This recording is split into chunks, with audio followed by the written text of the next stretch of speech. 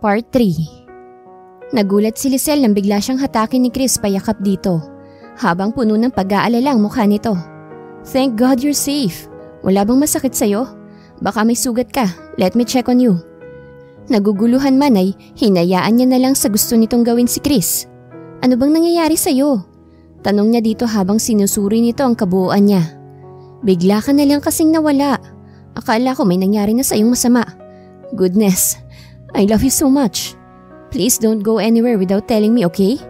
Sobra-sobrang kabang nararamdaman ko sa mga sandaling ito. Paano kung may nangyari sa'yo na masama? Paano na ako? Sa hinaba-haba na mga sinabi nito ay tanging I love you lang ang narinig niya buhat dito. Talaga? Nakangiting tanong niya dito na ikinakunot nito ng noo. Oo, kaya don't go anywhere else again, okay? Mabilis siyang tumango dito at saka naupo sa isang tumbang puno na nasa lilim ng mga punong kahoy. Bakit mo ako mahal? Wala sa sariling tanong niya dito habang pinapagpagan ang kanang side ng kinauupuan niya. Mahal na kita simula nang una kitang nakita at mas lalo pa kitang minamahal sa bawat oras na lumilipas. Pilit niyang kinakalma ang kanyang sarili habang kinikilig sa sinasabi nito. Mahal din kita, matagal na. I want to be happy with the man I love. Sana ikaw na ang huling lalaki na mamahalin ko at pagkakatiwalaan ko. Sana ay ako na lang din ang huling babae na mamahalin mo hanggang sa huli. Yeah, pero kagaya ng sinabi ko hindi ako mangangako. Sa halip ay ipapakita ko na lang sa'yo sa gawa. Salamat cupcake ko. Alika na, umuwi na tayo. Masyado na tayong nagtatagal dito. Nauna na siyang tumayo bago niya hinila patayo si Chris na natatawa lang habang nagpapabigat para hindi niya mahila. Cupcake, stand up na. I'm hungry na. Nakangusong sambit niya dito. Saka tumayo na ito at nagulat pa siya nang bigla siyang buhatin nito patungo sa sasakyan. Pagdating sa tabi ng sasakyan ay maingat siyang ibinaba nito at saka siya pinagbuksan ng pinto. Nakangiti siyang sumakay bago nito isinarang pinto sa side niya. Saan mo ba gustong kumain? Tanong nito sa kanya kaya agad siyang nag-isip. Bahala ka na, wala akong maisip eh. Sagot niya dito habang inaayos ang seatbelt niya. Bahagya itong dumukwang sa kanya at saka siya niyakap ng mahigpit na animoy mawawala siya kapag binitawan siya nito. I thought I lose you. Bakit kasi ang lakas ng trip mo na pagtaguan ako? Alam mo ba na sobra-sobrang pag-aalala ko sa'yo? Huwag mo nang uulitin yun na. Ayoko mapahamak ka dahil sa mga kalokohan mo. Childish. Tinapik niya ito sa balikat habang yakap-yakap siya nito. Lalo akong mapapahamak sa higpit ng yakap mo. Baka pwede mong luwagan na konti. Wala ka naman sigurong balak na papuntahin ako sa langit nang hindi tayo kasal. Reklamo niya dito at saka lang siya nakahinga ng maayos nang pakawalan siya nito. Ibang langit yatang nasa isip ko. Gusto mo bang pumunta doon para makiaray ka naman cupcake ko? Joke lang kasi. Ikaw naman hindi na mabiro. Kiss me na lang. Akmang babatukan niya ito pero mabilis nitong nahagip ang kanyang kamay at mahigpit na hinawakan saka siya tinitigan ng seryoso. Kapag binatukan mo pa ulit ako, makikita mo talaga ang langit right here, right now. Sambit nito sa kanya. Hindi na nga, heto na nga po oh, behave na ako dito. Saad niya dito saka ito hinalikan sa labi na ikinangiti naman ito, kaya pinakawalan na siya nito. Kung ganyan ba naman lagi eh, kahit pa hindi ka na mag-behave. Nakangiting sambit nito saka binuhay ang makina ng sasakyan. Once in a blue moon lang yan. May expiration date din. Tingnan mo mamaya expired na to. Biglang napahawak sa kanyang kinauupuan nang bigla itong magpreno. Cupcake? Papatayin mo ba ako sa nervyos? Nakahawak sa dibdib na sita niya dito. Cupcake ko. Sasamantalhin ko ng pagkakataon, sayang naman. Baka mamaya expired na. Mabilis siya nitong tinapik sa braso habang natatawa. Wala palang expiration. Mag-drive ka na ulit. Kasi gutom na ako. Kiss muna. Nakanguso nitong sambit. Dinilaan pa nito ang labi nito habang tumatawa. Ayoko cupcake. Dinilaan mo ng labi mo eh. Sambit niya dito sabay irap. Mukhang ang gutom ka na. Sa bahay na lang tayo. Ipagluluto kita ng specialty kong Bicol Express. Mahilig ka ba sa maanghang? Muli nitong pinatakbo ang sasakyan habang pasulyap-sulyap sa kanya. Oo naman. Masarap kasing kumain kapag maanghang kinakain mo. Lahat kaming tatlo ni Ani at Nadia. Paborito ang mga spicy foods. Teka, nakabisita ka na ba kina Ani? Tumingin ito ng bahagya sa kanya at saka umiling. Ikaw ba? Gusto mo bang doon na tayo tumuloy? Hindi na? Baka nasa bakasyon pang mag-anak na yon. Sinasamantala talaga nila habang hindi pa nanganganak si Annie sa second baby nila. Grabe no? Imagine, magiging 2 na agad ang anak nila. Ikaw ba? Ilan ang anak na gusto mo? 3 o di kaya ay 4? Basta hindi mahihirapan ang magiging misis ko. At ikaw yon? Tipid na ngumiti si Lizelle habang nakatitig sa mukha ni Chris. Pareho pala tayo. Gusto ko rin kasi 3 hanggang 4 ang magiging anak ko. Para kasing ang saya kapag ganun, di ba? Yung maingay ang bahay dahil sa mga bata habang naglalaro silang magkakapatid. Napalingon siya sa labas ng sasakyan nang huminto ito sa tapat ng malaking bahay. Bahay mo? Amazed na tanong niya habang pinagmamasdan ng bahay na napaka-preskong tingnan dahil sa mga punong nakatanim sa paligid nito. Bahay natin. Magiging misis na kita. Kaya ang anumang pagmamay-ari ko ay pagmamay-ari mo na rin. Alika na. Sabay silang bumaba sa sasakyan at naglakad palapit sa maliit na gate na mabilis binuksan ng isang maid. Magandang araw po, senyorito. Bati ng maid na siguro ay nasa early 30s ang edad. Magandang araw din, Mel. Siya nga pala. This is Lizelle, my future wife. Pakilala nito sa kanya sa maid na bahagyang yumuko at nagbow. Magandang araw po, senyorita. Magalang na bati nito sa kanya. Magandang araw din po. Ganting bati niya dito habang nakangiti. Let's go inside para maipagluto na kita. Kanina ka pa nagrereklamo na gutom ka na eh. Yaya nito sa kanya. Saka siya inakbayan papasok sa loob ng bahay. Ang laki-laki naman ng bahay mo. Ikaw lang bang nakatira dito? Except with maids, ilan bang maid mo dito? Bahay nga natin. Feel at home, okay? And we have 6 maids here. Kaya hindi mo na kailangan gumawa ng kung ano-ano dito sa bahay. Ako lang ang tratrabahuhin mo dito tuwing nandito ako. Sambit nito na may pilyong ngiti sa labi. Ewan ko sa'yo, saan bang kusina mo? Tanong niya dito habang inililibot ang kanyang paningin sa kabuuan ng sala. Dito, alika. I'm sure magugustuhan mo yon. Kumapit siya sa braso nito saka sila nagtungo sa kusina. Wow! Ang laki ng kitchen mo ah! Wala sa sariling sambit niya, saka mabilis na bumitaw sa braso nito at manghang inikot ang kusina. Maglibot ka muna habang nagluluto ako. Basta mag-iingat ka. Madulas ang sahig. Nginitian lang niya ito saka naglakad-lakad. Ang ganda-ganda naman dito. Sa kalalakad niya hindi na niya namalayan na nakalabas na pala siya sa kusina. Nakasalubong pa niya ang ilang maid na mabilis na yumuko sa kanya at nagbow sabay ngiti. Ginantihan naman niya ito ng bati bago siya iniwan. Nang mapag-isa siya ay muli siyang nagpatuloy sa paglalakad hanggang sa makarating siya sa isang garden. Halos manlaki ang kanyang mga mata nang makita ang mga imported na mga bulaklak na galing pa sa iba't ibang bansa na bihira lang makikita sa Pilipinas. Dahil sa mangha ay hindi niya napigilan ng kanyang sarili na hindi maupo sa tabi ng fountain habang pinagmamasdan ng mga bulaklak na dinadapuan ng mga paru-paro na may iba't ibang kulay. Hindi tuloy niya mapigilan ng hindi antukin dahil sa sariwang hangin na dumadampi sa balat niya. Nang makita ang isang upuan na gawa sa kahoy ay agad siyang tumayo at lumapit dito. Mas masarap pala dito sa lilim ng puno. Ang presko ng hangin. Parang ang sarap matulog dito. Sambit niya saka siya naupo sa bench na yari sa kahoy habang naghihikab. Pero pinipigilan niya ang kanyang sarili na hindi pumikit dahil baka bigla siyang hanapin ni Chris na may pagka-OA kung mag-react. Mawala lang siya saglit sa paningin nito ay akala mo'y nakidnap na siya. Pero she liked it. Doon kasi niya nararamdaman na mahalaga siya dito at mahal na mahal siya nito. But she loves him also. Nang walang halong panguhusga. She loves him unconditionally dahil yun ang sinasabi ng kanyang puso. But she will make sure na after nilang ikasalay, gagawin niya ng mabuti ang kanyang responsibilidad dito bilang isang mabuting asawa. She will make sure na hindi ito titingin sa iba oras na makasal sila. Higit pa sa salita ang gagawin niya kung hindi sa gawa. Kanina pa hinahanap ni Chris si Lizelle para makakain na ito.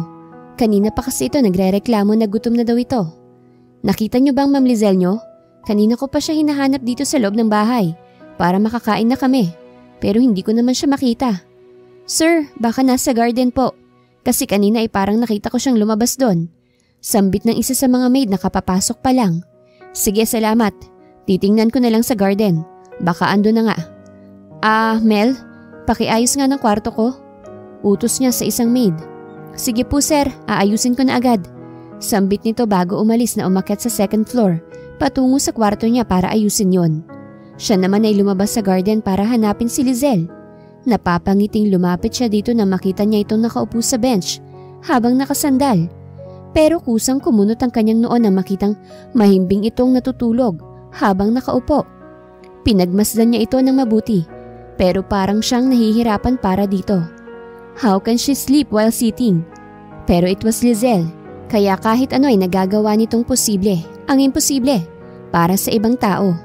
Marahan niya itong binuhat habang mahimbing pa rin itong natutulog at dinala sa kanyang kwarto na magiging kwarto na rin ito soon. Buong ingat niya itong nilapag sa kama at saka kinumutan. Nag-aalala siya para dito dahil nalipasan na ito ng gutom. Siguro ay napuyat talaga ito sa pag-aalaga sa kanya ng nakaraang gabi. Pagkuway dumukwang siya dito at marahan itong hinalikan sa pisngi bago nahiga sa tabi nito at yumakap dito. Gustong-gusto niya ang pakiramdam sa tuwing nasa tabi niya ito. Like parang lagi siyang excited pagkausap niya ito. Bagay na hindi niya nararamdaman sa mga naging ex niya dati. I love you so much, Cupcake. Magpahinga ka ng mabuti ha. Alam kong napuyat ka sa pag-alaga mo sa akin last night. Kaya you deserve to sleep peacefully. Pagkasabi nun ay pumikit na rin siya para sabayan ito sa pagtulog. Nagising siyang parang may nakadagan sa kanya. At pagmulat niya ay ang magandang mukha ni Lizelle ang bumungad sa kanya habang mahimbing na natutulog at bahagyang nakasubsob sa kanyang dibdib. Napapangiti siyang pinagmasdan nito at pagkuway inayos niya ang pagkakahiga nito at muling niyakap. Pero bigla itong nagising at mumukat-mukat na tumingin sa kanya. Nanginitian naman niya. Hi, how's your sleep? Bati niya dito sabay haplos sa mukha nito. Okay naman. Sambit nito sabay bangon sa pagkakahiga at mataman siyang tinitigan sabay lapit ng mukha nito sa mukha niya.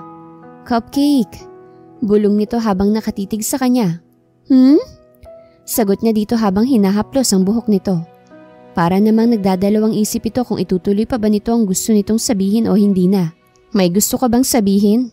Tell me, Cupcake. I will give it to you if kaya ko namang ibigay sa'yo. Sa halip na sagutin ang tanong niya ay hinubad nitong suot nito at tanging itinara lang ang suot nitong spaghetti.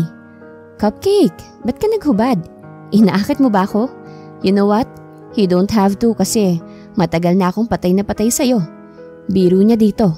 Mainit kasi. Hindi ka ba naiinitan?